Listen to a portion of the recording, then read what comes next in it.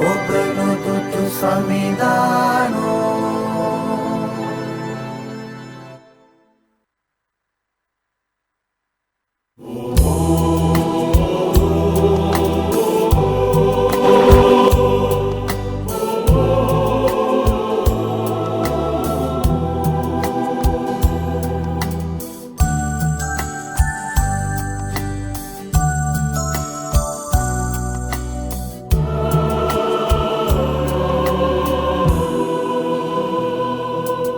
ඔබේ ප්‍රේමේනියා නොම දැන ලෝකයා අද වැළපේවි තනි වී කියා ඔබ කවදත් ඇති ඔව් අදටත් ඇති නොනිදා නොම අතර අපි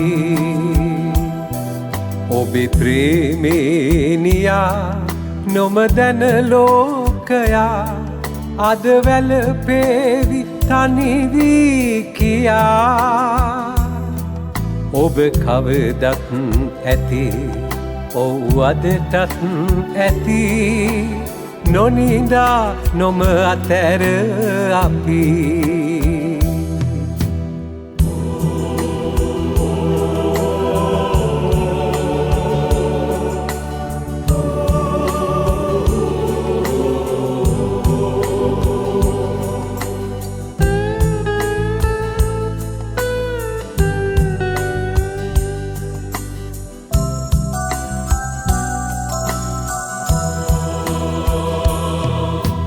විපතින් රෝග බියකින් සිත් බිඳලනු නොදී දුක් වේදනාවන් සිත් පුරවනු නොදී විපතින් රෝග බියකින් සිත් බිඳලනු නොදී දුක් වේදනාවන් සිත් පුරවනු නොදී පීඩාව දුක්ගින්න සිඳලා මිදී නැගෙන්න දෙව් පෙමට තුතිනාදදී ඔබේ ප්‍රේමේනියා නොම දැන ලෝකයා අද වැළපේවි තනි වී කියා ඔබ කවදත් ඇති ඔව් අදටත් ඇති නොනිදා නොම අතර අපි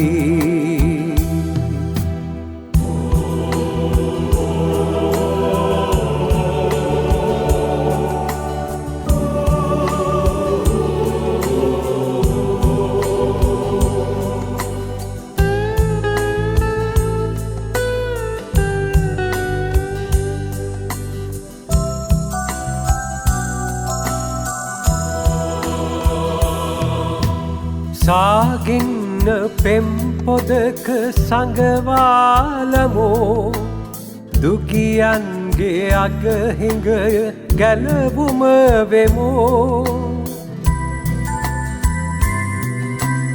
සාගින්න පෙම් පොදක සඟවාලමෝ දුගියන්ගේ අගහිඟය ගැලවුම වෙමෝ උවදුරට අසිපතට පිළිතුර වෙමු හැමදේම දෙව් ප්‍රේමයෙන් සුරකිමු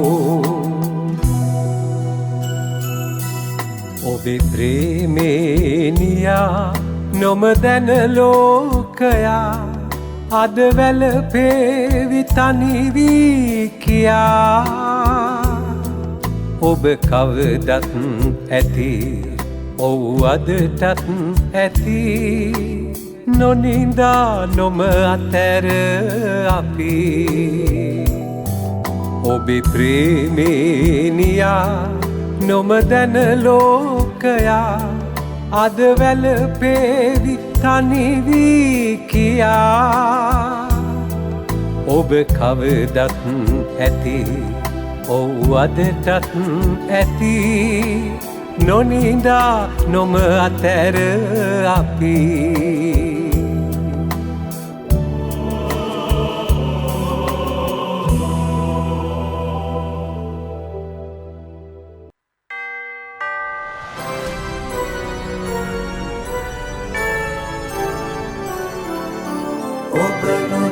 සමිදානෝ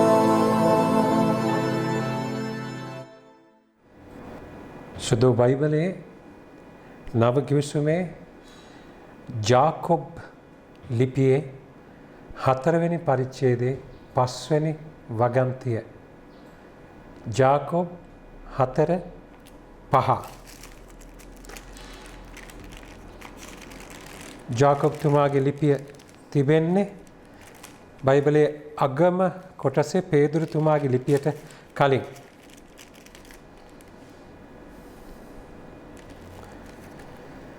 ජාකොබ් 4:5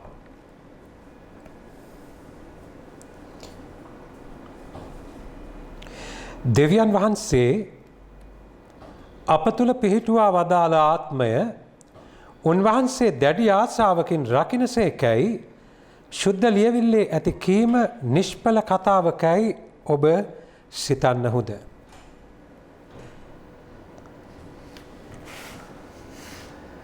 දෙවියන් වහන්සේ අප තුළ පිහිටුවා වදාළ ආත්මය උන්වහන්සේ දැඩි ආශාවකින් රකින්නසේකයි ශුද්ධ ලියවිල්ලේ ඇති කීම නිෂ්ඵල කතාවකයි ඔබ සිතන්නහුද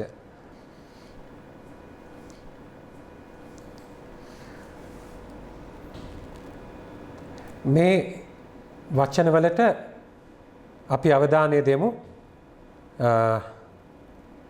මම කැමති මේක ඉංග්‍රීසි භාෂාවෙනුත් කියවනවා නම් අද මම ඔබත් එක්ක බෙදා ගන්න යන සුද්ධ වූ බයිබලීය අනාවරණය ගොඩාක් සිංහල බයිබලයත් එක්ක විතරක් කියවුවොත් අපිට නිවැරදිම පණිවිඩය හොයාගන්න තියෙන අපහසුතාවය නිසා මම තීරණය කරා ඒකේ මුල් හීබ්‍රු පරිවර්තන උදව් කරගෙන ඉස්සරහට යන්න.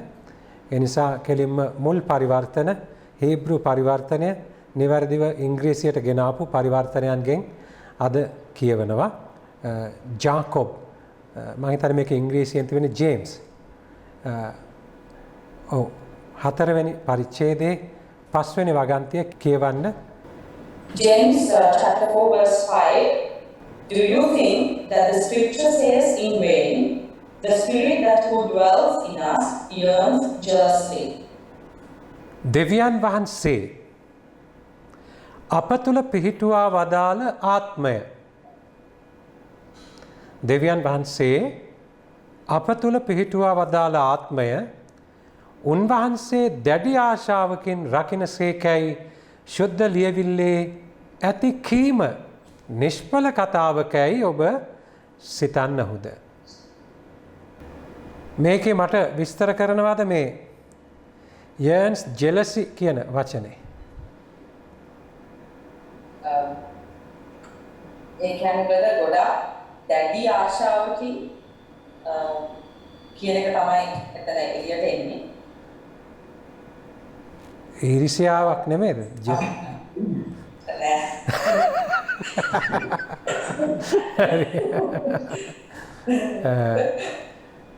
දෙවියන් වහන්සේ අප තුළ පිහිටුවා වදාළ ආත්මය දැන් හරීම වැදගත් කොටසක් දෙවියන් වහන්සේ අප තුළ පිහිටුවා වදාළ ආත්මය උන්වහන්සේ දැඩි ආශාවකින් රකින්නසේකයි ශුද්ධ ලියවිල්ලේ ඇති කීම නිෂ්ඵල කතාවකයි ඔබ සිතන්නාහුද දැන් අපේ දැන් ගීතාවලිය 139ට ගියාම ඔබට තේරෙනවා මේකේ තව ටිකක් ගීතාවලිය 139 සඳහන් කරනවා උන්වහන්සේ මාගේ අතුලාන්තය මැවුසේක කියලා. උන්වහන්සේ මාගේ අතුලාන්තය මැවුසේක. එතකොට සුද්ධ බයිබලය කියනවා දෙවියන් වහන්සේ යනු ප්‍රේමයයි. දෙවියන් වහන්සේ යනු ප්‍රේමයයි. ප්‍රේම නොකරන්නා දෙවියන් වහන්සේ නාඳුනයි. ඊට පස්සේ කියනවා මනුෂ්‍යාව මැව්වේ උන්වහන්සේගේ ස්වරූපයටයි කියලා. මනුෂ්‍යව මැව්වේ උන්වහන්සේගේ ස්වරූපයට කියලා. දැන් මම ඔබෙන් අහනවා දෙවියන් වහන්සේ මාව මැව්වේ දෙවියන් වහන්සේගේ ස්වරූපයට නම් උන්වහන්සේ මා තුලට ඇතුල් කළේ දෙවියන් වහන්සේගේ ස්වරූපේ. දැන් දෙවියන් වහන්සේගේ ස්වරූපය කොණ්ඩේ උඩට පීරලා ස්පෙක්ස් දාලා රැවුල තියෙන සුදු නැෂනල් එකක් ඇඳලා එහෙමද? නෑ. දැන් දෙවියන් වහන්සේගේ ස්වරූපය කියලා කියන්නේ මෙතන කියනවා දෙවියන් වහන්සේ අප තුල පිහිටුවා වදාළ ආත්මය. දැන් අපේ තියෙනවා mind, body and spirit. මනස, ශරීරය සහ ආත්මය කියන කොටස් තුන. දැන් මනස සහ ආත්මය සම්පූර්ණයෙන්ම මෙහෙවන්නේ කවුද? මනස සහ ශරීරය.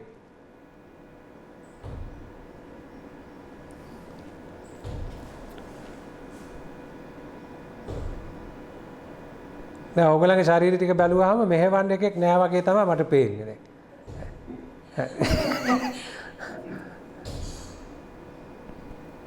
මනසයි ශරීරයයි මෙහෙවන්නේ කවුද?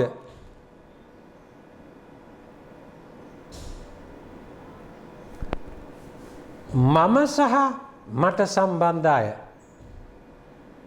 මම සහ මට සම්බන්ධ අය. ශාරීරික අවශ්‍යතාවයන් ඇති වෙනවා අපිට.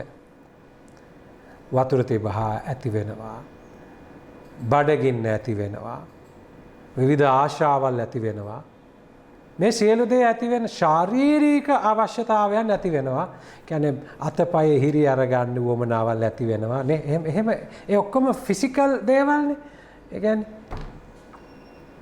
ඒ ශාරීරික අවශ්‍යතාවයන් ඇති වුණාම ඒකට ක්‍රියාත්මක වෙන්නේ මම. මම කෑම ටිකක් හොයා ගන්නවා. මම මගේ ශරීරය සන්තෝෂ කරන ක්‍රම හොයා ගන්නවා. මම මගේ ශරීරයට දාන ඇඳුම තෝර ගන්නවා. ඒ වගේ මගේ ශාරීරික අවශ්‍යතාවයන් පිළිබඳ ගොඩක් වෙලාවට මම තීරණ ගන්නවා. ඒකට යම් විදියකින් අනිත් අයගේ සම්බන්ධකමක් ඇති කර ගන්න පුළුවන්. ඒ වගේම මනස කියන දේත් ගොඩක් වෙලාවට මම සහ අනිත් අය විසින් පාලනය කරන්නේ. අනිත් අයට පුළුවන් මගේ දැන් මම කෙනෙක් ගැන හරි ආදරෙන් බොහොම පැහැදීමකින් ඉන්නකොට තව කෙනෙක් ඇවිල්ලා කියනවා හොඳ කමක් නැහැ වැඩ කරාට පොඩ්ඩක් කල්පනාවෙන් කියලා දාලා ගියාම හරි ඒ ඇති හොඳට. ඊට පස්සේ ඉතින් දිගටම ඒක තමයි අරයා කියපු දේ මගේ මනසේ වැඩ කරනවා. ඔබට තේරෙනවද මේ ශරීරය සහ මනසේ කන්ට්‍රෝල් එක තියෙන්නේ මගේ සහ අනිත් අය අතර කියන එක තේරෙනවද? මමයි අනිත් අයයි අතර තියෙන අවුල් ව්‍යාපාරයක් තමයි ශරීරය සහ මනස කියලා කියන්නේ. කිසිම වෙලාවක ඔබට මට කන්ට්‍රෝල් එක ගන්න බැරි මොකේද?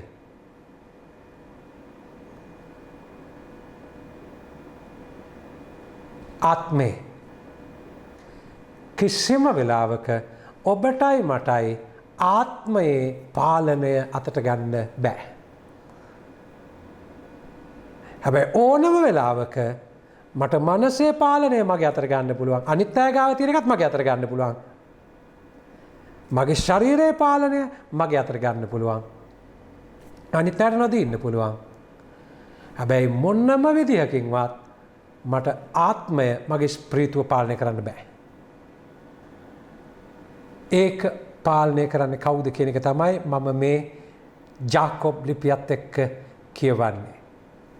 දෙවියන් වහන්සේ අප තුළ පිහිටුවා වදාළ ආත්මය උන්වහන්සේ දැඩි ආශාවකින් රකින්නස්කේකැයි ශුද්ධ ලියවිල්ලේ ඇති කීම නිෂ්ඵල කතාවකැයි ඔබ සිතන්නහුද? දැඩි ආශාවෙන්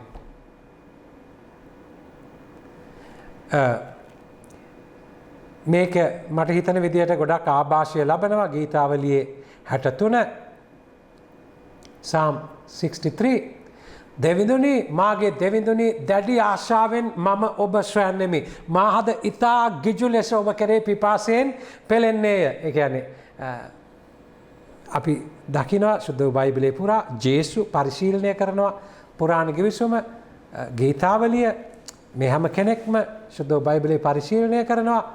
අපි දකිනවා මේ සුද්ධ බයිබලීය සංකල්පය මේකෙත් එළියට එන හැටි. ඔහු ආభాෂය ලබනවා කතුවරයා. දෙවියන් වහන්සේ අප තුල පිහිටුවා වදාළ ආත්මය උන්වහන්සේ දැඩි ආශාවකින් රකින්නසේකයි සුද්ධ ලියවිල්ලේ ඇති කීම නිෂ්ඵල කතාවකයි ඔබ සිතන්නහුද? දැන් අපි ගීතාවලිය 63 දී දකින්නේ මගේ ආත්මය දෙවියන් සොයනවා. දුවන ලෙසට පවසේ පෙළි මුවදෙන උල්දියට සුසුම්ලා හැපෙයි මගේ දෙවියනේ මගේ අත් බව ඔබම සොය සොයා මගේ අත් බව ඔබම සොය සොයා වතට වත දීදී දකිම් මම කෙදා දෙවිඳු මගේ සුරිඳු මගේ එකම හිමි සදා. ඔබට පේනවද ඒ යාඥාව සුද්ධ බයිබලිය තුල බලවත් අනාවරණයක් හැටියට එළියට කියනවා ජාකබ්තුමා දෙවියන් වහන්සේ ඇයි මගේ ආත්මය මෙච්චර දෙවියන්ව හොයන්නේ ඇයි කියලායි මේ කියන්නේ. ගීතාවලිය 63 දී අපිට පේනවා ඒක සමාන අපි කියන දාවිත්ගේ ගීයක් වෙන්න පුළුවන් කෙසේ හෝ වේවා දෙවියන් වහන්සේ හොයපු ඊශ්‍රායල් සෙනගේ අත්දැකීම් ගොන්නක් ගීතාවලිය කියලා කියන්නේ. එතනදී මිනිස්සු දෙවියන් වහන්සේව හොයන්න පෙළඹුණේ මේ ආත්මයේ තිබිච්ච පිපාසය. ආත්මය මේ තරම්ම දෙවියන්ව හොයන්නේ ඇයි? ආත්මය මේ තරම්ම දෙවියන්ව හොයන්නේ ඇයි? ඒ සම්බන්ධකම ආත්මය සැනසෙන්නේ දේව සම්මුඛේ. වතට වත දිදී දකිම් මම කෙදා දෙවිඳු මගේ සුරිඳු මගේ. ඒ වචනම බලන්න ඉංග්‍රීසියකට කියවන්න දිනාද. එතකොට ඒ මගේ කියලා කියන්නේ දෙවිඳුනි මාගේ දෙවිඳුනි අපේ නෙමෙයි. මිනිස්සු එතනදී අර අයිති කරගන්න හැටි ඒ පෙරේතකම සරලව කිව්වොත් ආත්මය දෙවියන්ව අයිති කරගන්න දඟලන හැටි කියවන්න ආපෞසරයක්. Do you think that the scripture says in vain, the spirit who dwells in us yearns jealously? පුදුම ආශාවකින් දෙවියන් වහන්සේ මගේ ආත්මය රකින්නවලු. උන්වහන්සේ මා තුල පිහිටවපු ආත්මය. පසුගිය සතියේ මගේ සුද්ධ බයිබලීය සාකච්ඡාවත් එක්ක මේ තමුන් ක්‍රිස්තියානිකාරයෝ කියලා බරපතල විදියට පෙනී සිටින කීප දෙනෙක් මට බරපතල විදියට චෝදනා කරන්න පටන් ගත්තා. ඔබ මේ බුද්දිසම් හින්දුනිසම් ඒව ඔක්කොම කම්පෙයා කරන්න හදන්න එපා ක්‍රිස්තියානියත් එක්ක. ක්‍රිස්තියානිය හරිම මේ සුවිශේෂයි. ඒක මේ අනිත් ඒවත් එක්ක සසඳන්න එපා. ඒ වගේ ඉතින් මට දෙන්න තිබිච්ච බොහොම සරලම උත්තරේ තමයි දෙවියන් වහන්සේට නැති ප්‍රශ්න ඔබට ඇති වෙන එක ගැන මට කරන්න දෙයක් නැහැ කියන එක. ඒ කියන්නේ මෙතන මේ අද අපේ රටේ මම කෙලින්ම කියන්න ඕනේ මේ රටේ ආගම් ભેද ඇති වෙන්න ಜಾති ભેද ඇති වෙන්න බරපතල විදියට මේ රටේ මේ වගේ මේ මෝඩ ක්‍රිස්තියානිකාරයෝ වග කියන්න ඕනේ ප්‍රබල ලෙසම. මේ රට ඇතුලේ අනවශ්‍ය විදිහේ ආගමික අන්තවාදයකට මුල පුරන බෞද්ධ ලේබලේ ගහගත්තු මුස්ලිම් ලේබලේ ගහගත්තු ක්‍රිස්තියානි ලේබලේ ගහගත්තු කණ්ඩායම් ඉන්නවා මේ හැම තැනකම. හින්දු අය මේ හැම තැනකම ඉන්නවා. ඒ අය නිසා දෙවියන් වහන්සේ බලාපොරොත්තු වෙන මේ ඒකාත්මික වීම සිද්ධ වෙන්නේ නැහැ. ඇයි? ඔක්කොම ඉස්සෙල්ලා ලොකුවට කියන්න යන්නේ. ඉස්සර අපිට තිබුණේ කවුරු හරි මරුණා කියලා දැනගත්තාම ඉස්සෙල්ලාම කියන්න පුදුම ආසාවක් තියෙනවා. ඒ වගේ එකක්. කියන්නේ දැන් ආච්චි මලා සීයා මරුණා නැන්දා මරුණා කිව්වම අර ඉස්සෙල්ලම අනිත් එක්කෙනාට ඒ පණිවිඩය කියන්න තියෙන ඕමනාව ඒ වගේ මොනවා හරි දෙයක් තමුන් ඉස්මතු වෙලා තමුන් මුල් වෙලා කරන්න තියෙන උවමනාව අභ්‍යන්තර තියෙන පෙළඹීම. මේක කිසිසේත්ම දෙවියන් වහන්සේත් එක්ක සම්බන්ධ කරගන්න අවශ්‍ය දෙයක් නෙමෙයි. දෙවියන් වහන්සේ කියන්නේ ඒකේ හරි මම මේක කතා කරන්න හේතුව තමයි මගෙත් එක්ක මේ සතිපතා ඔබ හමු වෙන සාකච්ඡාවේදී මම බලාපොරොත්තු වෙන ඔබත් එක්ක බොහොම විවෘතව ක්‍රිස්තියානිකාරයෝ හැටියට මේ රටේ අපි කරලා තියෙන බරපතල වැරදි නිවැරදි කරගන්න සහ ඒ කියන්නේ ක්‍රිස්තුස් වහන්සේට විරුද්ධව මේ අපි සමහර වැඩ කරලා තියෙන්නේ. මේ රටේ මිනිස්සු ක්‍රිස්තුස් වහන්සේ කියන ආදරණීය අත්දැකීම හමු නොවෙන්නේ මේ තියෙන අන්තවාදී අදහස් නිසා. අන්තවාදී අදහස් නිසා. අපි සැබෑ ක්‍රිස්තියානියයි තේරුම් ගත යුත්තේ. සැබෑ ක්‍රිස්තියානිය කොයිතරම් අනිත් කෙනාව ගෞරව කරනවද? කොයිතරම් අනිත් එක්කෙනාව උසස් කරනවද? තමාට වඩා ප්‍රේමෙන් අනිකා උතුම් කොට සැලකීම නෙමෙයිද ක්‍රිස්තුස් වහන්සේගේ ප්‍රතිපත්තිය. හැමතිස්සෙම කියන්න හදන්න එපා ඕගොල්ලන්ගේ බුද්ධ ආගම නෙමෙයි ඕගොල්ලන්ගේ හින්දු ආගම ඕගොල්ලන්ගේ මේ මුස්ලිම් ආගමේ සුභාරංචියක් නෑ සුභාරංචිය තියෙන්නේ අපි ගැන එහෙම කියද්දිම ඌ දන්නේ නෑ ආබ්‍රාම්ගේ දෙවියන් වහන්සේ තමයි ඉස්මායිල්ගේ දෙවියන් වහන්සේ කියලා ඊසාගේ දෙවියන් වහන්සේ කියලා ආබ්‍රාම්ගේ දෙවියන් වහන්සේ තමයි මුස්ලිම් ජනතාවගේ දෙවියන් වහන්සේ ජුදා ජනතාවගේ දෙවියන් වහන්සේ ක්‍රිස්තියානි ජනතාවගේ දෙවියන් වහන්සේ ආබ්‍රාම්ගේ දරුවෝ දෙන්න තමයි ඉස්මායිල් සහ ඊසාක් ඉස්මායිල්ගෙන් තමයි පැවතෙන්නේ මුස්ලිම් ජනතාව. ඊසාක්ගෙන් තමයි පැවතෙන්නේ ජුදා ජනතාව සහ ක්‍රිස්තියානි ජනතාව ඊට පස්සේ. එතකොට එකම තාත්තාගේ දරුවෝ. මේ හැම කෙනෙක්ම අබ්බා අල්ලා කියලා කතා කරන්නේ දෙවියන් වහන්සේට. ඒ සරල සත්‍ය දන්නේ නැතුව මෙතන ආගම් ගැන කතා කරන්න හදනවා ක්‍රිස්තියානි ගැන කතා කරන්න හදනවා. බුද්දිසම් කියන්නේ ඉන්ටෙලිජන්ස්. ඒක කෙලින්ම බුද්ධියත් එක්ක සම්බන්ධ විශ්වයත් එක්ක විශ්ව සීමා අභිබවා ගිය මහා ප්‍රඥාවක් පිළිබඳව දිගහැරෙන ධර්මයක්. කිසිසේත්ම ඔබව මාව වන්දනාවකට කැඳවන තැනක් නෙමෙයි. බුද්දිස් ෆිලොසොෆි එක.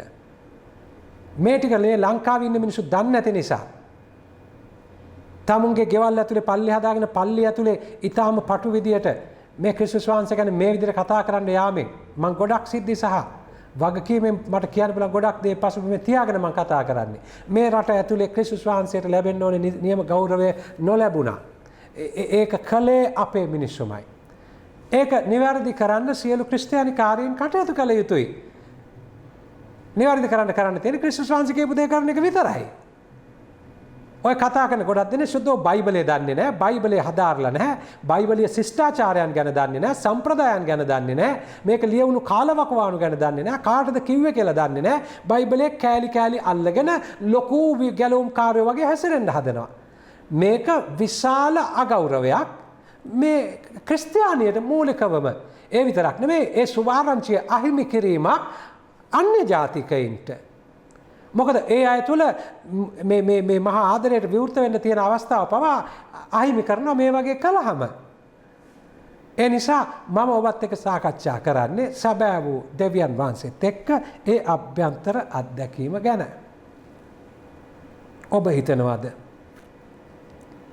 කියන්නේ මේ පුදුම දේ මේ ඇතුලේ තිබෙන මේ පුදුම දේ මොකක්ද? උන්වහන්සේම මා තුළ පිහිටුවා වදාළ උන්වහන්සේගේ ආත්මය පුදුම ආදරයකින් රකින්නවා කියලා කියනවා. එතන මම ඔබට කිව්වා මානසික ශාරීරික පරිපාලනය කන්ට්‍රෝල් එක මට ගන්න පුළුවන්. හැබැයි කවමදාවත් මගේ ආත්මය උන්වහන්සේගෙන් මට අරගන්න බෑ. ඒක සම්පූර්ණ මේ වන්නේ ශුද්ධාත්මයන්න් වහන්සේ. ඒක නිසා තමයි රෝම 8:14. රෝම 8:14 කියන්නේ දේවාත්මයන්න් විසින් මඟ පෙන්වනු ලබන අය දෙවියන් වහන්සේගේ දරුවෝය.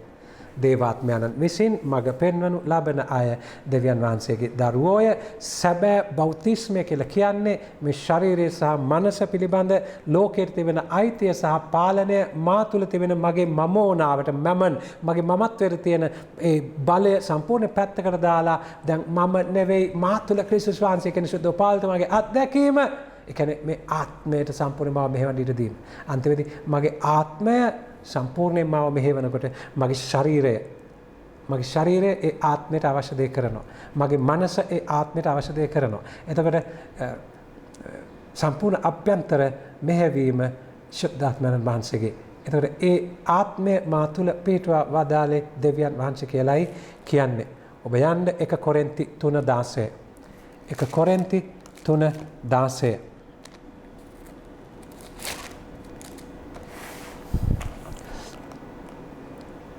ඔබ දෙවියන් වහන්සේගේ මන්දිරයේ බවත් ඔබ තුළ දෙවියන් වහන්සේගේ ආත්මයන්න් වැඩවසන බවත් නොදන්නහුද? දැන් මේක සනාත කරනවා කොරින්තිවරුන්ට ලියන ලිපියේ. ඔබ දෙවියන් වහන්සේගේ මන්දිරයේ බවත් ඔබ තුළ දෙවියන් වහන්සේගේ ආත්මයන්න් වැඩවසන බවත් ඔබ නොදන්නහුද? පැහැදිලිද මේක? දැන් ශරීරය කියලා කියන්නේ දෙවියන් වහන්සේට වැඩ සිටින්න තියෙන මන්දිරයක් මිසක් දෙවියන් වහන්සේ නෙවෙයි. ඔබ දෙවියන් වහන්සේගේ මන්දිරය. ඔබ දෙවියන් වහන්සේගේ මන්දිරයේ බවත් ඔබ තුල දෙවියන් වහන්සේගේ ආත්මයන්න් වැඩවසන බවත් ඔබ නොදන්නහුද? එතකොට දැන් මුලින්ම කිව්වේ මොකද්ද? දෙවියන් වහන්සේ අප තුල පිහිටුවා වදාළ ආත්මය උන්වහන්සේ දැඩි ආශාවකින් රකින්නසේක.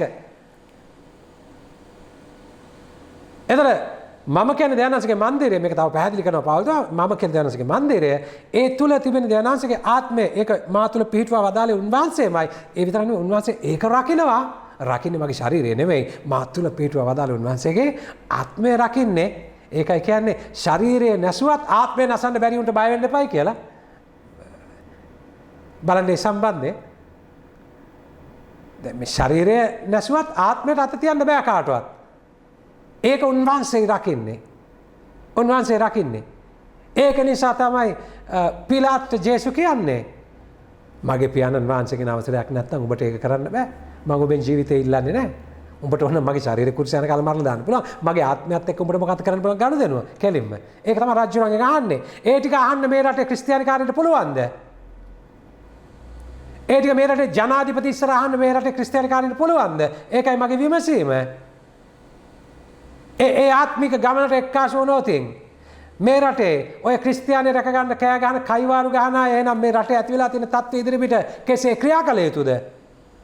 ඒකයි මගේ විමසීම. 1 කොරින්ති 6:19 1 කොරින්ති 6:19 ඔබගේ ශරීරය ඔබට දෙවියන් වහන්සේ දෙවා වදාළ ඔබ තුල වැඩවසන ශුද්ධාත්මයන්ගේ මන්දිරය වන බව ඔබ නොදන්නහුය. ඔබටම අයිති නැත. ඔබගේ ශරීරය ඔබට දෙවියන් වහන්සේ දෙවා වදාළ ඔබ තුල වැඩවසන ශුද්ධාත්මයන්ගේ මන්දිරය වන බව ඔබ නොදන්නහුද?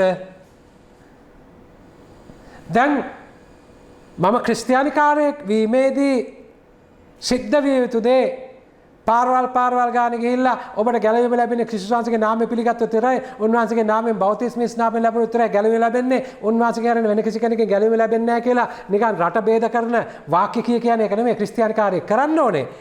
දැන් ක්‍රිස්තියානිකාරයෙක් වීමේ සැබෑ ආරම්භය වෙන්නේ ඔබගේ ශරීරය ඔබට දෙවියන් වහන්සේ දෙවා වදාළ ඔබ තුල වැඩවසන ශුද්ධාත්මයන්ගේ මන්දිරය වෙන බව ඔබ නොදන්නවද? එතකොට මම ඒක දැන ගැනීමෙනුයි පටන් ගන්න ඕනේ මම ක්‍රිස්තියානිකාරයෙක් වීම.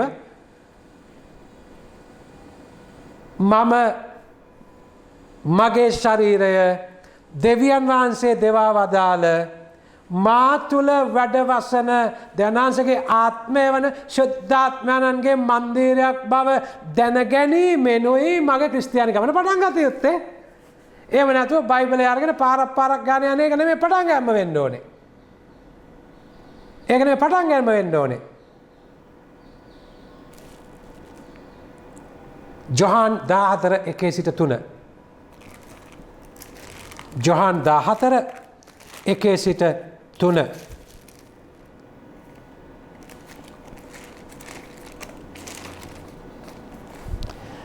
ඔබේ සිත් නොකැළඹේවා.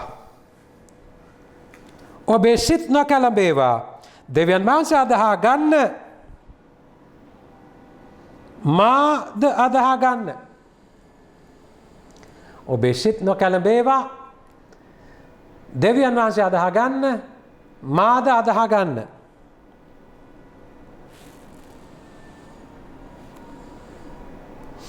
මාගේ පියාණන් වහන්සේගේ නිවාසයෙහි වාසය කිරීමට ඉඩ පහසු තැන් බොහෝ ඇත. ඔබේ සිත් නොකැළඹේවා. දෙවියන් වහන්සේ අදහා ගන්න. මාද අදහා ගන්න. මාගේ පියාණන් වහන්සේගේ නිවාසයෙහි වාසය කිරීමට ඉඩ පහසු තැන් බොහෝ ඇත.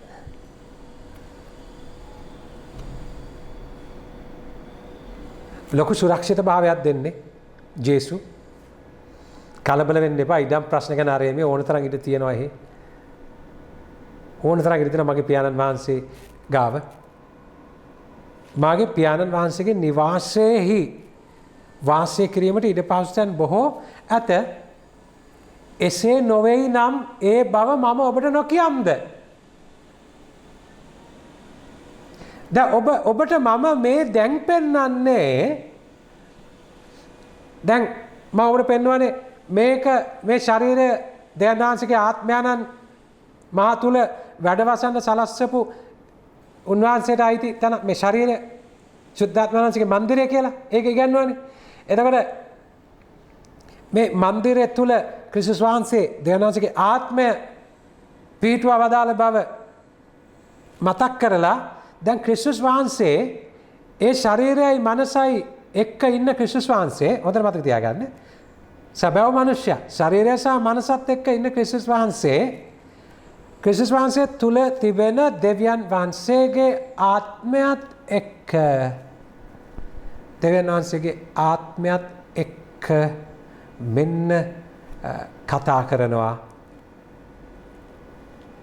දැන් ඔබට පෙනෙයි මානසික සහ ශාරීරික ප්‍රකාශනයක් නෙමෙයි උන්වහන්සේගේ ස්ප්‍රීතුව එළියට එනවා. මේ ශරීරයක් සහ මනසක් තියෙන කෙනෙක් දැනන්සේගේ ආත්මයත් එක්ක කතා කිරීමේදී ප්‍රකාශ වෙන අන්දම තමයි මම ඔබට මේ ජුවාම් 14 සිට 3 වෙනකන් පැහැදිලි කරන්නේ. ඔබේ සිත් නොකැළඹේවා. ඇයි හැමතිස්සෙම ඔකට විරුද්ධව මොකද දඟලන්නේ? මනස. උන්වහන්සේ ඔබ තුලයි කියපු ගමන් ඒකට විරුද්ධ වෙන්නේ කවුද? මනස. ශරීරය නෙමෙයි. ඔබේ ශරීරය දෙවියන්වහන්සේගේ මන්දිරය, ආත්මයන්වහන්සේගේ මන්දිරය. ඔය ශරීරය තුල දෙවියන්වහන්සේගේ ආත්මය පිහිටවලා තිබෙන්නේ. ඔය ශරීරයත් ඔබට අයිති නෑ. එහෙම කියලා කියනකොට ඔකට විරුද්ධව සටන් කරන්නේ කවුද? මනස. ඒ නිසා තමයි ඉස්සෙල්ලාම ජේසු කියන්නේ ඔබේ සිත් නොකැළඹේවා. දෙවියන් වහන්සේ අදහා ගන්න, මාද අදහා ගන්න. දෙවියන් වහන්සේට අදහන්න, මං කියන විදිහට අදහන්න. මගේ පියාණන් වහන්සේගේ නිවාසයේ වාසය කිරීමට ඉඩ පහසු තැන් බොහෝ ඇත. දැන් මේ ශාරීරික අවශ්‍යතාවක් ගැන නෙමෙයි කතා කරන්නේ, මානසික අවශ්‍යතාවක් ගැන නෙමෙයි කතා කරන්නේ, ආත්මය හොයන නිවාසය ගැන කතා කරන්නේ ජේසු. ආත්මය ලැබුම් ගන්න හොයන්නේ කොහෙද? කාගාවද? පියාණන් වහන්සේ ගාව. ආත්මය ලැබුම් ගන්න පියාණන් වහන්සේ ගාව. එතන කියනවා මගේ පියාණන් වහන්සේගේ නිවාසයේ ඕන තරම් ඉඩ තිබෙනවා. එසේ නොවේ නම් ඒ බව මම ඔබට නොකියන්ද? ඔබට ස්ථානයක් සූදානම් කරන පිණිස මම යමි. Eternal life, divine experience, දිව්‍යමය අත්දැකීම, දේව සම්මුඛය, පියාණන් වහන්සේ ඉදිරිපිට, පියාණන් වහන්සේගේ ගෘහය. මෙන්න දැන් ඒ ගැන කතා කරන්නේ ක්‍රිස්තුන් වහන්සේ. ඔබට ස්ථානයක් සූදානම් කරන පිණිස යමි. මා ගොස් ඔබට ස්ථානයක් සූදානම් කළ විට මා සිටින තැන ඔබත් සිටින පිණිස ඔබ කැඳවාගෙන යාමට මම නැවතෙන්නෙමි.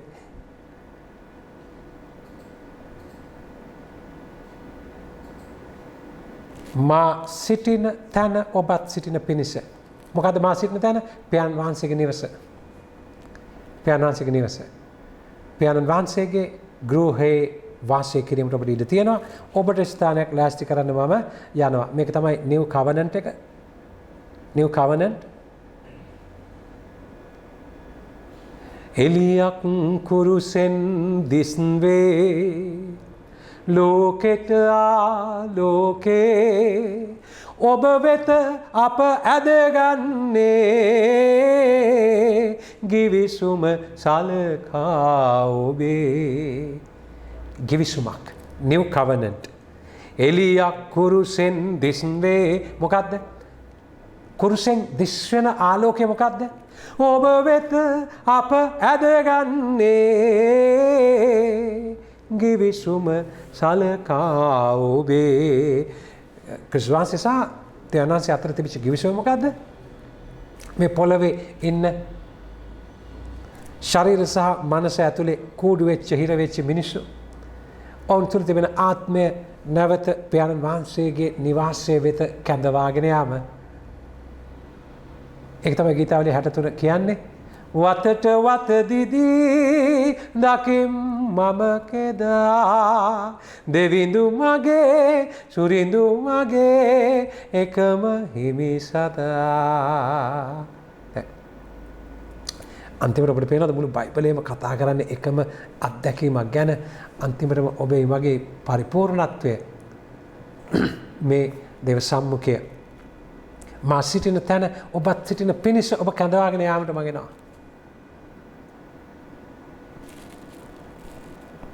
මොකද්ද ගිවිසුම දෙවියන් වහන්සේ සහ ක්‍රිස්තුස් වහන්සේ අතර පාපයට හසු වෙච්ච මේ මුළු ලෝකයේම එයින් මුදාගෙන ක්‍රිස්තුස් වහන්සේගේ ලෙයින් සම්පූර්ණයෙන්ම මුදාගෙන පියාණන් වහන්සේගේ අයිතියට පවරා දීම ඒක තමයි මම ලිව්වේ අර ගීතිකාව අම්මා මාගේ ඔබමයි පියාණෙනි නිරන්තරේ ගලන කඳු ලැලි අතරින් සිනාසෙන නිරන්තරේ ආදරෙන් ඔබ තුරුලෙහි සිටියා නිරන්තරේ ආදරෙන් ඔබ තුරුලෙහි සිටියා නිරන්තරේ මට ඔබ නැති දවසේ තනිකම දැනුණා නිරන්තරේ මට ඔබ නැති දවසේ තනිකම දැනුණා නිරන්තරේ ආදිපිය වූ ආදම් වැපිරූ පවින් ලොවේ වේදනාවේ මරණය පොළොවෙහි ජනිත වුණේ මරණය මැරුවා සෙනෙහස දිනවා සමිඳු මගේ අද ස්වර්ගයෙහි යලි දොරගුළු හැරුණා කුරුස ගසේ යලි ස්වර්ගයෙහි අද දොරගුළු හැරුණා කුරුස ගසේ කුරුසෙදි මොකද්ද උනේ ස්වර්ගේ අගුල ආපහු ඇරියා එලියක් කුරුසෙන් දිස්වේ ලෝකෙට ආලෝකේ ඔබ වෙත අප ඇදගන්නේ ගිවිසුම සලකා ඔබේ මේ ආත්මය නැවත දේව සම්මුඛයට යනතුරු පියාණන් වහන්සේ සම්මුඛ වෙනතුරු අපිට සැනසීමක් නැහැ මට සැනසීමක් නැහැ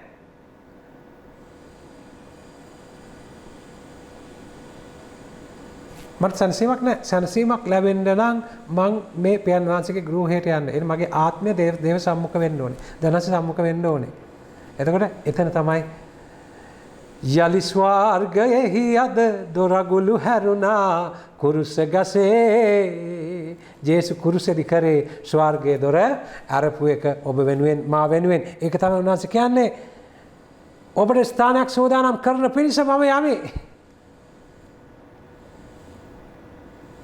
මා ගොස් ඔබට ස්ථානයක් සෝදානම් කළ විට මා සිටින තැන ඔබත් සිටින පිණිස ඔබ කැඳවාගෙන යාමට මම එන්නෙමි යලි ස්වර්ගයෙහි අද දොරගුළු හැරුණා කුරුස ගසේ ඒක තමයි ක්‍රිස්තුස් වහන්සේගේ මෙසියානු දූත මෙහෙවර මෙසියානු දූත මෙහෙවර මේ පොළවේ ඔබයි මමයි වෙන මොන දේ කරත් අන්තිමේදී ජේසුත් එක්ක එකතු වෙලා අර පියාණන් වහන්සේත් සම්මුඛ වෙන තුරු අපිට සැනසීමක් ලැබෙන්නේ නෑ. ඒකයි මේ විටින් විට අපි මෙච්චර දුක් විඳින්නේ, අඬන්නේ, හිර වෙන්නේ, වැටෙන්නේ, ආයි වැටෙන්නේ, පාපයට යට වෙන්නේ. මේ ඔක්කොම කතන්දර ටික සිද්ධ වෙන්නේ අර ජේසුත් එක්ක එක්කව වෙලා. උන්වහන්සේ මගේ ඔන්න ඕක තමයි මේ වචනයෙන් අරගෙන මේ පාරවල් දිගේ මිනිසුන්ට බොරු කියන ක්‍රිස්තියානිකාරින් මේ රටේ මට කියන්න තියෙන්නේ. ක්‍රිස්තුස් වහන්සේ මිස අන් කිසි මාර්ගයක් නැහැ කියන එකේ ගැඹුරයි මම මේ ඔබට තේරුම් කරන්නේ. මොකද්ද මේ කතා කරන්නේ කියලා. ඒක මේ පාරේ හිටගෙන කියන්න පුළුවන් දෙයක් නෙමෙයි. තමුන් ප්‍රථමයෙන්ම අයිති කරගත යුතු සත්‍යතාවයක්. ඒ සත්‍යතාවය අයිති කරගත්තු පේදුරුතුමා පාරේ ඇවිදිනකොට මිනිස්සු ලෙඩ්ඩුන්ගේ ඇඳන් පිටින් අරගෙන දුවගෙන ආවලු. හෙවණල්ලේ වැටුණත් සනීප වුණාලු. වචන නෙමෙයි, ස්ප්‍රීතුව ගමන් කරන්නේ. ක්‍රිස්තියානිය ශාරීරික කේන්ද්‍ර කරන්න එපා, මානස කේන්ද්‍ර කරන්න එපා. ක්‍රිස්තියානිය ශරීරය සහ මනස අභිබවා යනවා සම්පූර්ණයෙන්ම ඒ ආත්මයට සම්පූර්ණ ඉඩ දෙන ක්‍රිස්තියානිකාරයෙක් පාරේ යනකොට ඒක දැනෙනවා. ජේසු කුරුස ගහේ ඉඳලා ඒ කියන්නේ ඒ බලය මුදා හරින්නේ අන්තිමට ඔබට පෙනෙයි. ක්‍රිස්තුස් වහන්සේ මේ සම්පූර්ණ සම්බන්ධකමට ආවම කඳුමුදුනේදී පල්ලෙහාට බයිනකොට මිනිස්සු පොර කරනවා ජේසු අල්ලන්න. අල්ලපු කෙනා සනීප වෙනවා. දේශනා නැහැ. මම මේ කරන්නේ දේශනාවක් නෙමෙයි, ඔබත් එක්ක සාකච්ඡාවක් මෙතෙන්ට ගමන් කරන විදිය පිළිබඳ. අපි ඉස්කෝලේදී ඉගෙන ගන්නවා පාඩම්. ඒ පාඩම් ඉගෙන ගන්න ගුරුවරයාට වඩා ශිෂ්‍යයා ගොඩක් දුර යනවා ඒ පාඩම හරහා. ඒ නිසා මේ සාකච්ඡාව මේක දේශනාවක් නෙවෙයි. මේක ඔබ ගමන් කළ යුතු මේ ඒකාත්මික වීම පියාණන් වහන්සේගේ ගෘහේ ඔබ වාසය කරන ගමන පිළිබඳව ඔබත් එක්ක ඇති කරගන්න සාකච්ඡාවක්. අපේ අවබෝධය පුළුල් කරගන්නට ඒ සාකච්ඡාව මුල් කරගෙන මට ඉස්සෙල්ලා ගොඩක් දෙනෙක් යයි පියාණන් වහන්සේගේ ගෙදරට, පියාණන් වහන්සේගේ ගෘහයට. පැන මඩ කඩිති වැව් තාවුල් වැහි කාලේ පෙන්නා මග නොමග නොවැටි යන තාලේ සිප් කිරි පෙවූ මෝසිලයින් උඩුමාලේ අපේ ගුරුතුමා යයි තාමත් ඉස්කෝලේ. 6 පන්තියට විද්‍යාව උගන්වපු ටීචර් තාම 6 පන්තියට විද්‍යාව උගන්වනවා. එයාගෙන් විද්‍යාව ඉගෙන ගත්ත කෙනා අද විශේෂඥ වෛද්‍යවරයෙක් වෙලා. අපේ ගුරුතුමා යයි තාමත් ඉස්කෝලේ. ජේසු කියනවා මං කරාට වඩා ගොඩක් දේ ඔබ කරන ආත්මයන් වහන්සේ ආවම. මං කරාට වඩා ගොඩක් දේ ඔබ කරන ආත්මයන් වහන්සේ ආවම. අපිට පේනවා ක්‍රිස්තුස් ශ්‍රාවකයන් යන දුර. අවුරුදු 3කදී ක්‍රිස්තුස් වහන්සේ ඇවිදපු සීමාවක් තියෙනවා. ඒ ක්‍රිස්තුස් වහන්සේ ඇවිදපු සීමාවේ අපි අද ගිහිල්ලා ඇවිදිනවා ඊශ්‍රායලයට ගියාම. හරිම පුංචි වපසරියක්. ඊට පස්සේ අපිට පේනවා පාවුල්තුමා කොහේ යනවද? නැව් නගිනවා, ලෝකේ කැමරා යනවා ගොඩක් තැන්වලට. ඊට පස්සේ අපිට පේනවා ආත්මයන් වහන්සේ මෙහෙවන ක්‍රිස්තුස් ශ්‍රාවකත්වයේ විශ්වයේ කෙළවරට යන හැටි. එතකොට මෙතනදී වැදගත් වෙන්නේ මේ සාකච්ඡාවේදී ඔබ තනිව ඔබ තුල වැඩවසන දෙවනාංශගේ ආත්මය අඳුනගෙන ශරීරය සහ මනස ඒ ආත්මයට යටත් කිරීම අභ්‍යාස කිරීමයි. ඔබේ ශරීරය සහ මනස ආත්මයට යටත් කිරීම ඉගෙන ගැනීම තමයි වැදගත් වෙන්නේ. දිනාලි ඉංග්‍රීසියෙන් කියවන්න. Do not let your hearts be troubled. You believe in God. Believe also in me. My Father's house has many rooms. If that were not so, would I have told you that I am going there to prepare a place for you? And if I go and prepare a place for you, I will come back and take you to be with me, that you also may be where I am. That's 14:1-3. දැන් කියවන්න 16:19. ඒක කියවල 16යි 19යි 14. I will pray the Father, and he shall give you another comforter, that he may abide with you forever, the Spirit of truth, whom the world cannot receive, because it neither sees him nor knows him. But you know him, for he dwells with you and will be in you. I will not leave you orphans. I will come to you. Indwelling of the Father and the Son, a little while longer, and the world will see me no more. But you will see me, because I live. You will live also. මට අවශ්‍යයි මේ වචනෙට ගෙනියන්න ඔබව. Do not let your hearts be troubled. එතෙන්ට. ක්‍රිස්තුස් වහන්සේ මේකේ ඔබට වෙනසක් වෙනවද සිංහල පරිවර්තනය සහ ඉංග්‍රීසි පරිවර්තනය වෙනසක් තියෙනවද? ඔබේ සිත් නොකැළඹේවා. ඔබේ සිත් නොකැළඹේවා. Do not let your hearts be troubled. මේ hearts කියන වචනේ ඔබේ සිත් නොකැළඹේවා කියන වචනේ අතරේ තියෙන සමානාත්මතාවයක් මට කියනවාද? ඉංග්‍රීසියෙන් සිතට කියන්නේ heart. හරිද? එකයි කියන වෙනසක් නැහැ කියන ඒකයි මම කියන්නේ. ඒතර එහෙමනම් ඉංග්‍රීසියෙන් හිතට කියන්නේ heart කියලා. හරිද? තේරෙනවද මම ඔබට කියන දේ?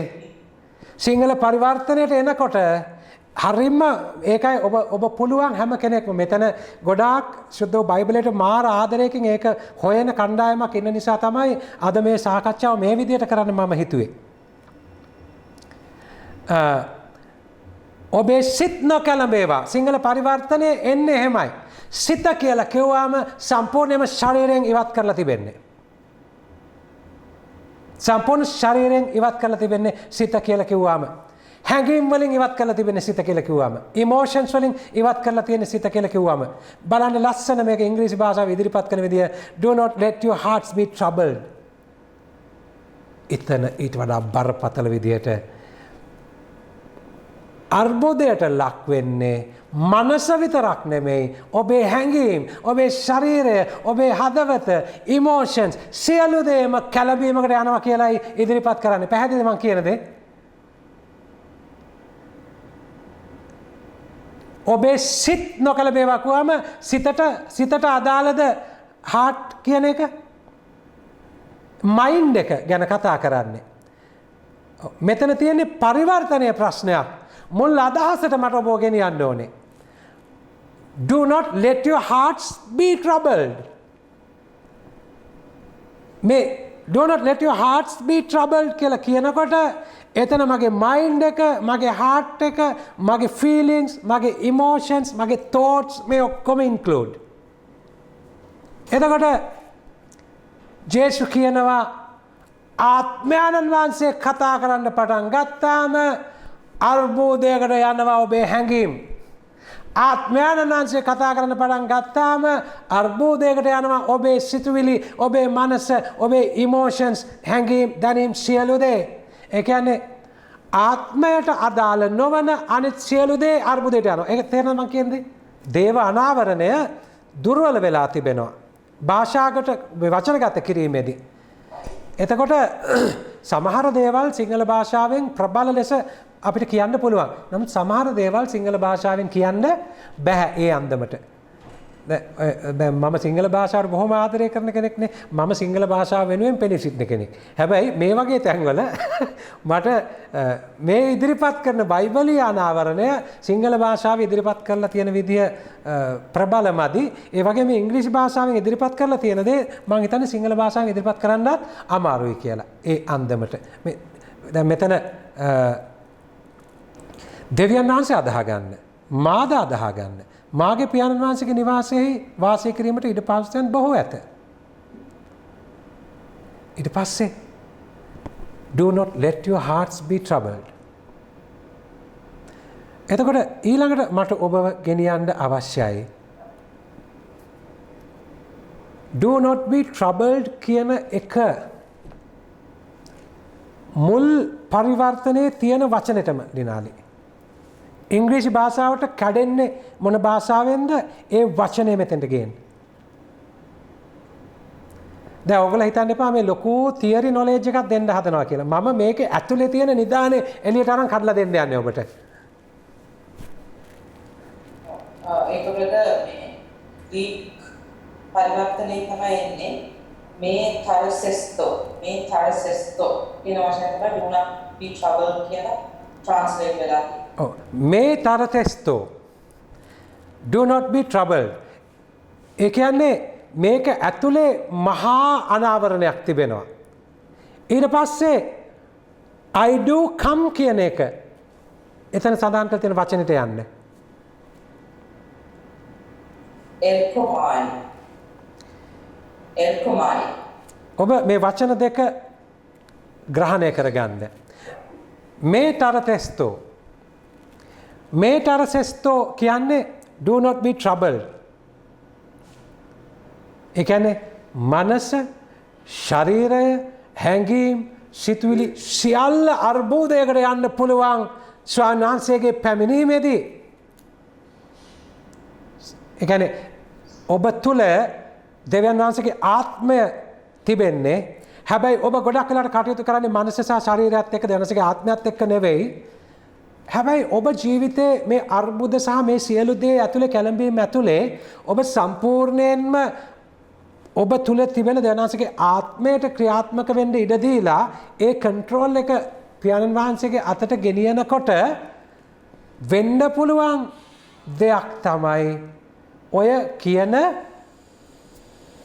අර්බුදය ඇති වෙන්න පුළුවන් ඔබ තුල. ඒ නිසා උන්වහන්සේ කියනවා මේ තරසෙස්තෝ do not be troubled.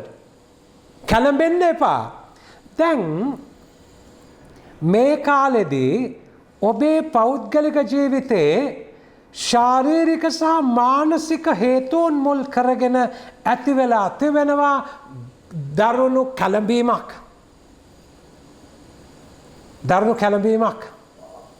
ඒ කැළඹීම ශාරීරික ඔබත් එක්ක සම්බන්ධව හිටපු අයත් එක්ක වෙන්න පුළුවන්. දැන් ස්වාම්පුරුෂයා නිසා වෙන්න පුළුවන්. දැන් ඔබට ආදරෙන් හිටපු එකට අවුරුදු ගාණක් ජීවත් වෙච්චි ඔබේ ස්වාම්පුරුෂයා ඔබේ බිරිඳ ඔබ දාලා ගියා වෙන්න පුළුවන් ශාරීරිකව. ඒක සමහරට දරා ගන්න බෑ, ඔරොත්තු දෙන්න බෑ. ශාරීරික හේතු සහ මානසික හේතු නිසා මේ කාලෙදී ඔබේ ජීවිතේ දැන් අපේ ලංකාව ඇතුලේ මේ කාලේ බරපතල අර්බුදයන්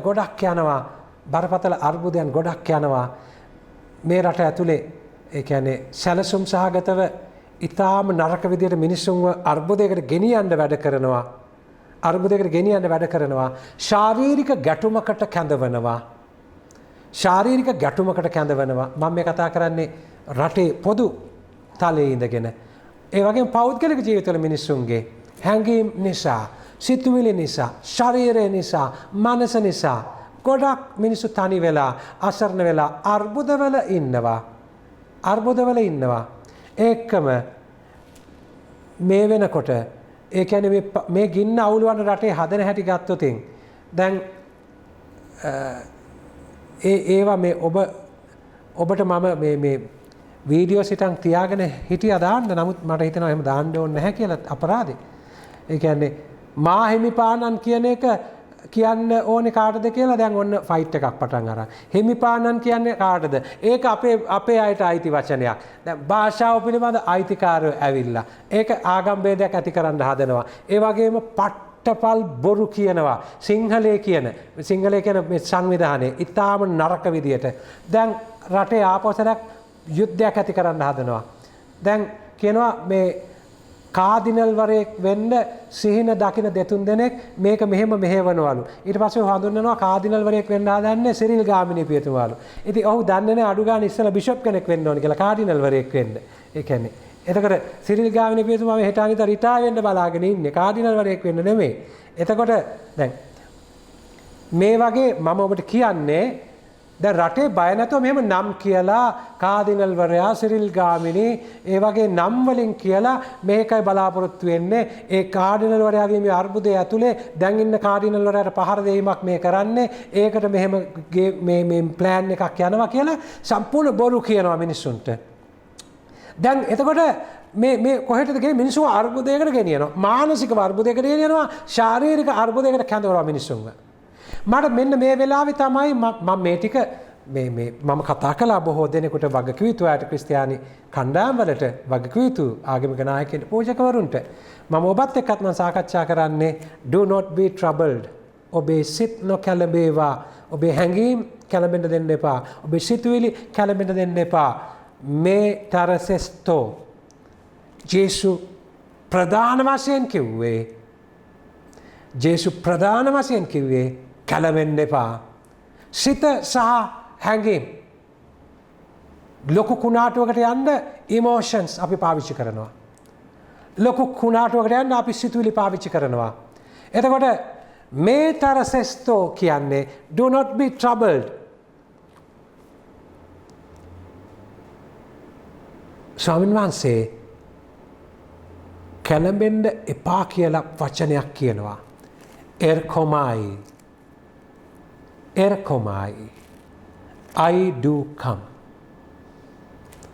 I do come. මම පියාණන් වහන්සේගේ ණය දින්නෙමි. උන්වහන්සේද ඔබ සමග සදහටම සිටින පිණිස වෙනත් සහායදායකයෙකු දෙනසේක. ඔබ හොඳට මතක තියාගන්න ජේසු ශාරීරික වෙන්වීම සිදුවෙන අවස්ථාවේදී මේ කතා කරන්නේ. ජුවාම් 14 වෙනි පරිච්ඡේදයට එනකොට ජේසු කෙලින්ම කතා කරන්නේ කුරුසේ මරණය ගැන. 12 වෙනි 13 වෙනි පරිච්ඡේදවල යන්නේ උන්වහන්සේගේ පාද සේදීම, පාවා දීම, මල්ලු වෙන ආඥාව, ඒ වගේ ක්‍රිස්තුවන්සේගේ අන්තිම දින කීපය ගැන වාර්තා වෙන්නේ. දැන් ජුවාම් 14 16 19 මම කියවන්නේ මම පියාණන් වහන්සේගේ ණය දින්නෙමි. උන්වහන්සේද ඔබ සමග සදාටම සිටින පිණිස වෙනත් සහායදායකයෙකු දෙනසේක. දැන් ජේසු එක්කම අවුරුදු 3ක් හිටපු ගෝලෙන්ටයි ඔක්කොටම උන්වහන්සේ මේ පණිවිඩය දෙනවා. මම යනවා. නමුත් මම ගියත් උන්වහන්සේද ඔබ සමග සදාටම සිටින පිණිස වෙනත් සහායදායකයෙකු දෙනසේක. මේ ගැලවීමේ ඉතිහාසයේ මේ රෙවලේෂන් එක දෙවියන් වහන්සේ මා තුල කියන මේ රෙවලේෂන් එක මිනිස්සුන්ට පැහැදිලි කරලා දුන්නේ මේ වගේ ටිකෙන් ටික බොහොම ප්‍රවේශමෙන්.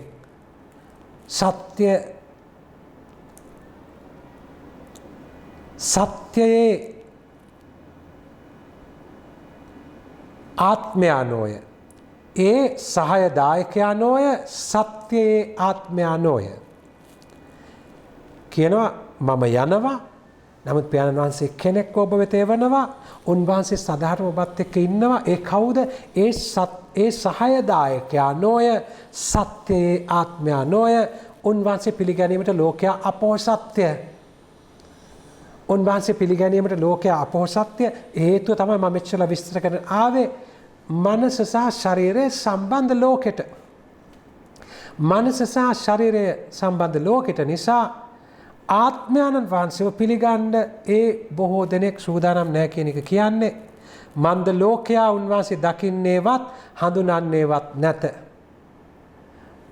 ඔබ තුල ඉන්න ආත්මය දෙවියන් වහන්සේගේ ඔබේ අම්මට පේන්නේ නැහැ. ඔබේ තාත්තට පේන්නේ නැහැ. ඔබේ බිරිඳට ඔබේ ස්වාම පුරුෂයාට පේන්නේ නැහැ. ඔබ ආදරය කරපුවාට ඔබේ දරුවන්ට පේන්නේ නැහැ.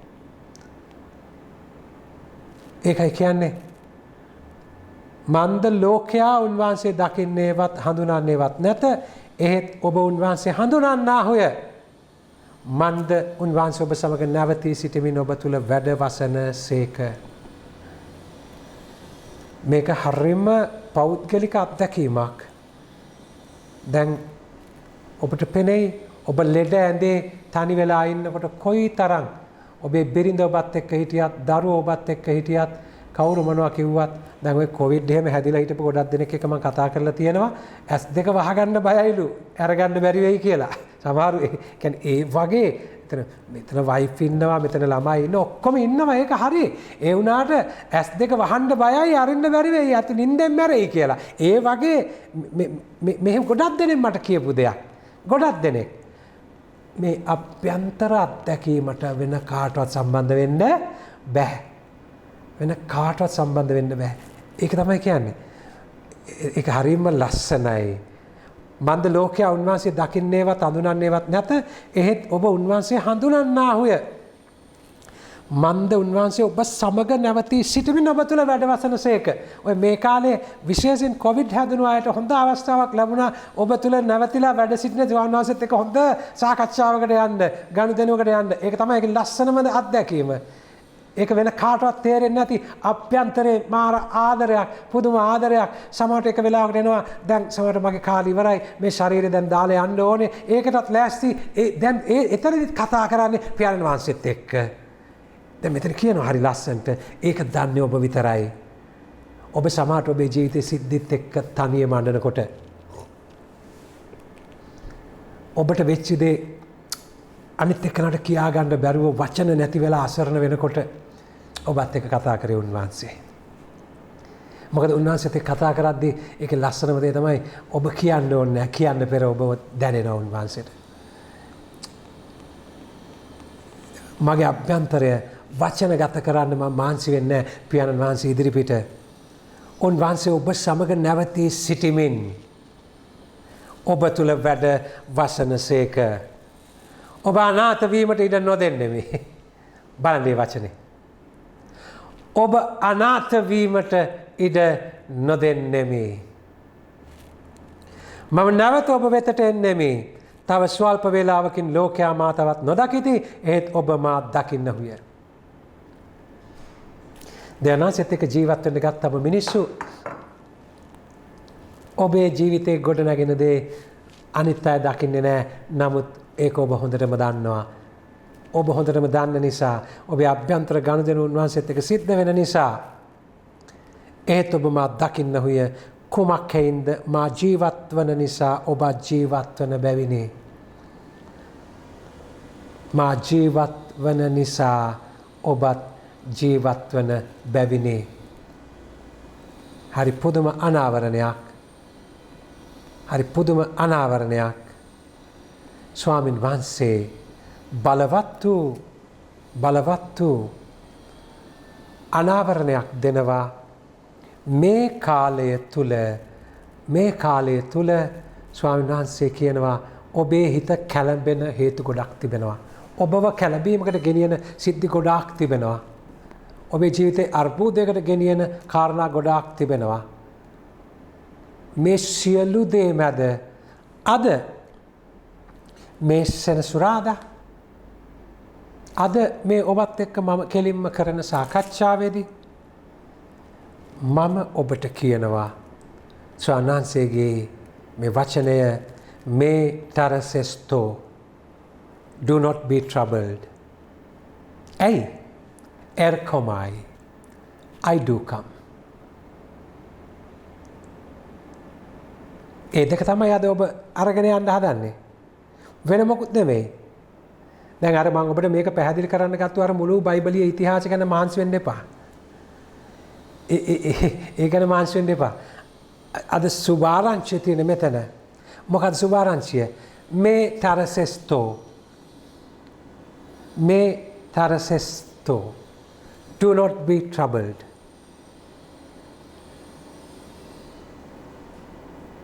මගේ හැඟීම්, මගේ සිතුවිලි, මගේ මනස, මගේ හදවත, මගේ emotions, මගේ thoughts මේ ඔක්කොම කැළඹෙන වෙලාවක් එනවා.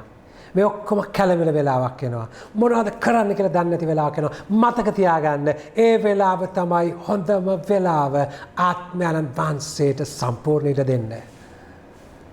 අපි සාමාන්‍යයෙන් කරන්නේ ඒ කැළඹීමේදී අපි ගොඩක් උත්සාහ කරනවා ඒ කැළඹීමෙන් එළියට යන්න උපදෙස් ගන්න හදනවා, ගොඩක් අයට කියන්න හදනවා, කවුන්සලින් යන්න හදනවා, හිත සනස ගන්න හදනවා, සාකච්ඡා කරන්න හදනවා. ඊට පස්සේ ගොඩක් දේවල් මේකෙන් එළියට එන්න පාපොච්චාරණය කරන්න හදනවා, කොමිසම් කරන්න ස්වාමි කෙනෙක් වාගෙන යන්න හදනවා. ඒ ඔක්කොම සිද්ධ වෙන ওই වෙලාවෙත් තමයි. හැබැයි මේක පුදුම දෙයක් ස්වාමීන් වහන්සේ අනාවරණය කරනවා. මේ තරසෙස්තෝ do not be troubled. කැළඹෙන්න එපා. කැළඹෙන්න එපා. I do come. erkomai I do come.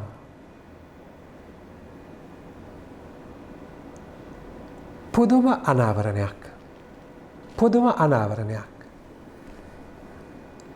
මෙතෙන්ට ආවම ඔබේ අර්බුදේ අම්මා එක්ක විසඳ ගන්න බෑ, තාත්තා එක්ක විසඳ ගන්න බෑ, හස්බන්ඩ් එක්ක විසඳ ගන්න බෑ, වයිෆ් එක්ක විසඳ ගන්න බෑ, ඔබ විශ්වාස කරන ආදරය කරන අයත් එක්ක විසඳ ගන්න බෑ, ඔෆිස් එකත් එක්ක විසඳ ගන්න බෑ, දරුවොත් එක්ක විසඳ ගන්න කායකත් විසඳ ගන්න බෑ. ඔබ ඉන්නේ කුණාටුවක. ඔබ ඉන්නේ කුණාටුවක.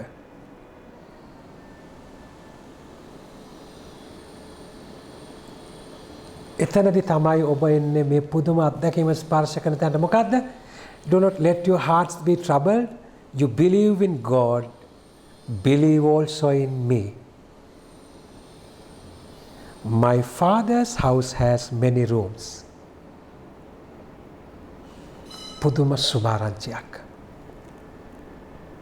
ඔබ සම්පූර්ණ ඔබේ ප්‍රශ්න විසඳ ගන්න හදනවා නම් මිනිසුත් එක්ක අද උන්වහන්සේ පැහැදිලි ලෙසම කියනවා මේ තරසෙස්තෝ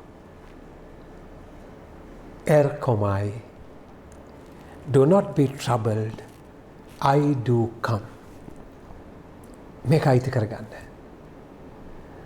දැන් උන්වහන්සේ කෙලින්ම ඔබට කතා කරලා කියනවා I do come. කොහෙටද? මාගාවට. මාගාවට. මං එන්නම් ඔබ ළඟට. මේ ගැඹුරු සම්බන්ධකම අනිතට තේරෙන්නේ නැති වෙයි. නමුත් ඒ සම්බන්ධකම තමයි සම්පූර්ණ මේ ක්‍රිස්තියානියේ බලය ගොඩනැගෙන තැන. ඔබ ක්‍රිස්තියානි ගමන පටන් ගන්නෙ අන්න එතනදී.